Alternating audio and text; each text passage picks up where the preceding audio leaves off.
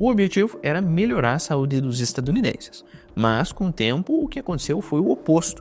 Em 30 anos, o percentual de pessoas obesas nos Estados Unidos dobrou, foi de 13,4% em 1980 para 34,3% em 2008 e continuou subindo. Em 2024 chegou a 41,9%, quase que metade da população.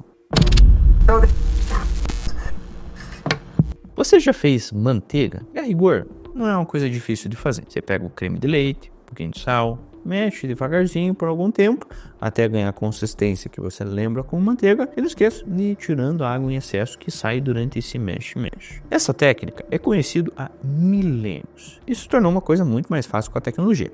Hoje você não precisa você mesmo bater, é só usar uma batedeira. Mas, a menos que você queira sentir um gostinho de uma coisa artesanal, não precisa fazer isso. Tudo que você precisa é ir até o mercadinho mais perto da sua casa, abrir o refrigerador, pegar um tablete ou um pote de manteiga e voilá. Ou você pode pegar da meia-irmã da manteiga, a margarina, surgida no século XIX como uma alternativa mais barata e, quiçá, talvez mais saudável que a própria manteiga. Como assim mais saudável? Para a gente conseguir entender um pouco se a manteiga ou a margarina, qual dos dois é mais saudável, eu preciso te contar uma historinha. Como a gente conversou, fazer manteiga pode até parecer uma coisa bastante simples, mas nem sempre foi fácil conseguir os insumos para fazer ela. Em tempos de crise, matérias-primas como o leite, por exemplo, podiam ser bem escassas e, consequentemente, bem caras. E foi exatamente numa situação dessas que o imperador francês, o Napoleão III, que é sobrinho do Napoleão Bonaparte, que a gente conhece, ofereceu uma recompensa a qualquer um de seus súditos que conseguisse inventar um substituto para a manteiga. Em 1869, o químico Hippolyte Mech-Mouriez conseguiu, partindo de uma fórmula que também utilizava gordura animal, mas no caso era o sebo bovino, aquilo que a gente conhece como banha. Ele chegou a uma substância bem parecida, pelo menos o suficiente com a manteiga. E foi aí que nasceu a óleo-margarina, que o nome deriva de termos em latim e grego para gordura, que é oleum, e pérola, que é margarite, em referência, na verdade, à cor e à consistência desse produto. Obviamente, com o tempo, a coisa foi se resumindo, reduzindo ao termo margarina. O Mech-Mouriez vendeu a sua patente para a Jungers, que é uma empresa holandesa que depois virou parte do conglomerado gigante a Unilever e hoje é uma das maiores produtoras de margarina do planeta. Infelizmente, o inventor, o Mech-Mouriez, morreu pobre, mas ele viu a ideia dele se tornando um sucesso de vendas depois de passar por uma série de transformações diferentes. Entre elas, o sebo bovino, a banha, foi trocada por óleo de semente de algodão, o que iniciou, na verdade, uma jornada da margarina não mais como um produto feito de origem animal, mas como feito de gordura vegetal. Ele costuma hoje não ser produzido mais com óleo de algodão, mas sim com óleo de soja, que é aquele que você encontra no mercado perto da sua casa. Chegamos então no século XIX e a margarina cruzou o Atlântico e chegou aos Estados Unidos da América, o que iniciou obviamente, conflito comercial. Sabem que os Estados Unidos adoram um bom conflito comercial. Lá, os fabricantes de manteiga, como seria de se esperar, ficaram indignados com essa nova concorrente e iniciaram um pesado lobby para inviabilizar um novo produto. E deu certo. Pelo menos no estado de New Hampshire, onde eles conseguiram pressionar pela criação de uma lei exigindo que a margarina fosse preparada com corante rosa para ninguém se enganar comprando achando que fosse manteiga. Essa lei perdurou por pelo menos 2 décadas, 20 anos, até ser derrubada pela Suprema Corte. Mas a disputa por consumidores se tornou cada vez mais intensa, até chegar no seu pico no século XX, quando os fabricantes de margarina conseguiram contornar uma das maiores reclamações sobre o produto, que era a consistência, que ainda era muito oleosa. Para conseguir essa consistência durinha e gostosinha, como a gente conhece, eles começaram a adotar um processo conhecido como hidrogenação. Como que funciona? Se você injetar hidrogênio em alta pressão em um óleo vegetal, com a presença de um metal que atue como catalisador, que no caso da manteiga é o níquel, o resultado é uma gordura sólida. Era uma técnica que foi bastante revolucionária, porque a utilidade dele não se restringiu na indústria alimentícia, na margarina, mas também ajudou no refino de petróleo. Tanto é que o criador dela, o químico francês Paul Sabatier, ganhou o prêmio Nobel em 1912. Mas voltando à margarina, agora com uma consistência mais gostosa, galgou espaço nas prateleiras de vários supermercados. E nas décadas seguintes, os seus fabricantes passaram a investir pesado em publicidade, utilizando como principal argumento as supostas vantagens à saúde que a margarina tinha quando comparado com a manteiga. Uma ajuda importante foi dada principalmente pelo primeiro grande estudo no final dos anos 40, que investigou o aumento de doenças cardiovasculares numa série de países ocidentais. Um fisiologista e pesquisador da Universidade de Minnesota, chamado Ansel Keys, desconfiou que os ataques cardíacos em americanos de meia idade poderia estar relacionado à alimentação. Esse estudo começou em 47, quando Keys começou a monitorar um grupo de homens em Minnesota. Mas em 56, a iniciativa dele foi expandida no chamado Seven Country Study, que contou com a participação de uma série de pesquisadores em 6 outros países, além dos Estados Unidos, que era Finlândia, Holanda, Itália, Grécia, Iugoslávia e o Japão. O objetivo era acompanhar o estilo de vida desses indivíduos que tinham culturas alimentares e estilos de vida muito diferentes. As conclusões centrais desse estudo foram publicadas em 78 e mostraram que consumir gorduras saturadas e ter níveis altos de colesterol no sangue aumenta o risco de problemas cardíacos. Hoje, o Seven Countries é alvo de uma série de críticas, entre elas que os pesquisadores teriam selecionado só dados de países que comprovavam suas hipóteses e ignorado outras variáveis importantes, como atividade física, nível de estresse e coisas desse gênero. Mas na época, ninguém se atentou muito para essa metodologia e começou, em decorrência desse famoso estudo, uma grande campanha contra as gorduras saturadas, que são aquelas gorduras encontradas geralmente em carnes vermelhas e em laticínios, incluindo a manteiga. Só abrindo um parênteses aqui, o termo saturado se refere às ligações químicas. Nesse tipo de gordura, os átomos de carbono já estão ligados ao máximo possível de átomos de hidrogênio que eles podem se ligar. Mas ainda assim, parte da preocupação levantada pelo estudo fazia sentido.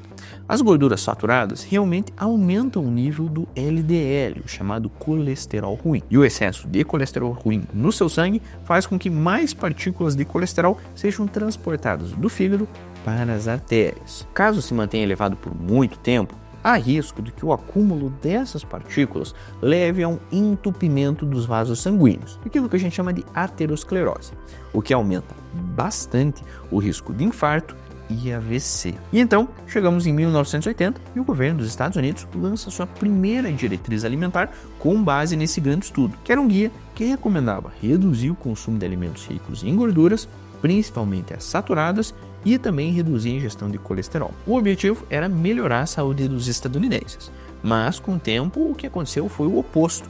Em 30 anos, o percentual de pessoas obesas nos Estados Unidos dobrou, foi de 13,4% em 1980 para 34,3% em 2008 e continuou subindo. Em 2024 chegou a 41,9%, quase que metade da população. E parte desse problema pode ser explicado justamente pela demonização das gorduras saturadas. Como assim? Em resposta às novas diretrizes alimentares que recomendavam evitar esse tipo de gordura, os alimentos passaram a ter um percentual muito maior de carboidratos ruins. É só olhar na prateleira do seu supermercado. É bem comum que alimentos que apresentem como baixos em gordura contenham alto teor de açúcar. Mas ainda assim, a discussão sobre os efeitos da gordura saturada na saúde, ainda hoje, é bem pouco consensual do que a gente pode imaginar. Tem quem diga que consumir produtos desse tipo com moderação não altera a saúde cardiovascular. E há quem diga o contrário, que o risco, mesmo do consumo moderado, é bem considerável. Em 2020, uma revisão liderada por pesquisadores britânicos analisou 15 estudos, envolvendo 56 mil pessoas, para entender se o consumo de gordura saturada estava ou não associado à piora da saúde. A conclusão desse estudo foi que reduzir o consumo de gordura saturada poderia, sim, diminuir o risco de eventos cardiovasculares em pelo menos 17%. Mas uma outra revisão, que foi feita um pouco antes, em 2014, ela analisou 76 estudos sobre o tema e concluiu uma coisa diferente. Diz o seguinte: as evidências atuais não sustentam a recomendação de redução no consumo de gorduras saturadas e o aumento no consumo de gorduras polissaturadas. Ou seja, a situação não era muito clara. Só que entra a outra metade da história. Enquanto a gordura saturada presente na manteiga era demonizada, a indústria da margarina tentava promover o seu próprio lado, destacando os benefícios das gorduras insaturadas, que são encontradas principalmente em óleos vegetais. Abrindo outro parênteses, gorduras insaturadas não contêm o número máximo possível de átomos de hidrogênio ligados ao átomo de carbono, Por isso, é possível adicionar mais deles em processos químicos, como é, por exemplo, a hidrogenação. As gorduras da categoria insaturadas podem ser de vários tipos, como, por exemplo, as monoinsaturadas, que tem o azeite de oliva como grande representante. Nelas, só um átomo de hidrogênio pode ser adicionado ao carbono. Ou as poliinsaturadas, que é quando a molécula permite a adição de 2 ou mais átomos de hidrogênio. Nessas últimas, poliinsaturadas, estão os óleos vegetais, como óleo de milho, ômega 3 ou ômega 6. As gorduras insaturadas são capazes de melhorar o colesterol bom, chamado de HDL, que é o responsável por fazer o trabalho de faxina no seu corpo, removendo o excesso de partículas de colesterol das artérias. Justamente por isso, o consumo desse tipo de gordura insaturadas é incentivado com moderação. Nada em exagero faz bem. E as gorduras insaturadas costumam também ser líquidas à temperatura ambiente.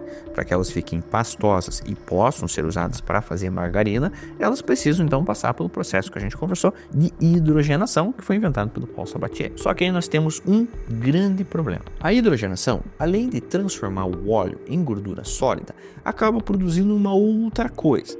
Ela adiciona as chamadas gorduras trans aos alimentos. Elas aparecem porque, na prática, a hidrogenação não é perfeita.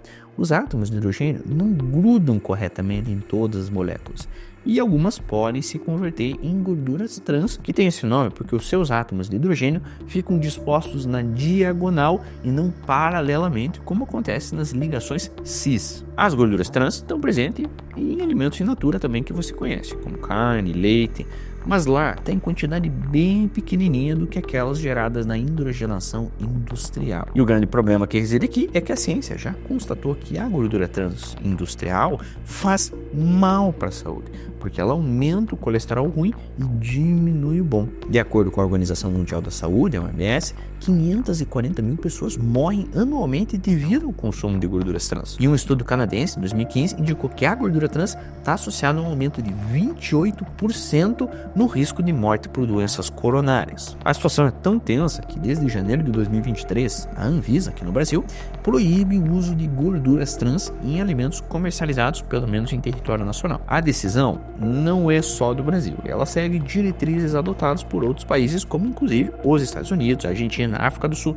Todos eles proibiram a gordura trans. E como é que a indústria da margarina fez? Afinal, margarina continha grande quantidade de gordura trans. Para se livrar delas, a indústria substituiu a hidrogenação por um outro método. Ela se chama interesterificação. É um processo que reposiciona os ácidos graxos dentro da molécula de gordura. E com isso, transforma os óleos vegetais em sólidos. E esse procedimento já era conhecido há muito tempo, inclusive ao mesmo tempo da hidrogenação. Mas só ganhou força a partir dos anos 2000 com as preocupações a respeito de gordura trans e, obviamente, ganhou um interesse muito mais intenso depois que essas gorduras foram proibidas. Em decorrência da mudança de técnica das margarinas atuais serem feitas por interesterificação e não por hidrogenação, elas acabam por serem melhor para a saúde do que a manteiga.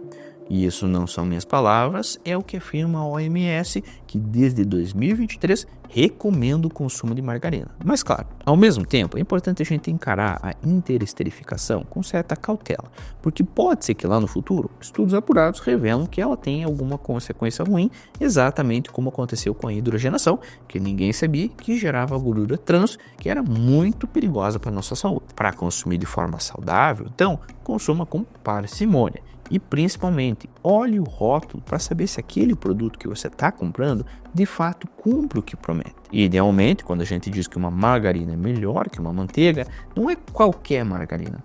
Ela precisa ser livre de gordura trans, precisa ter gordura insaturada, que é que aumenta o colesterol bom, e também ser rica em polifenóis, que são antioxidantes naturais, presentes principalmente em plantas. E é claro, obviamente, você não pode esquecer de averiguar também a quantidade de sal e sódio, básico. E caso você não tenha preferência quanto à consistência daquilo que você está usando na cozinha, o ideal continua sendo deixar de lado a manteiga e a margarina e priorizar óleos vegetais como o azeite de oliva. Na sua alimentação, na alimentação de qualquer um, é sempre importante lembrar que o equilíbrio, a parcimônia, a temperança é o mais saudável. E para te ajudar nisso, nada melhor do que consultar a sua bússola do bom senso. Ela vai te ajudar a saber quando você está exagerando e quando você está indo na medida certa.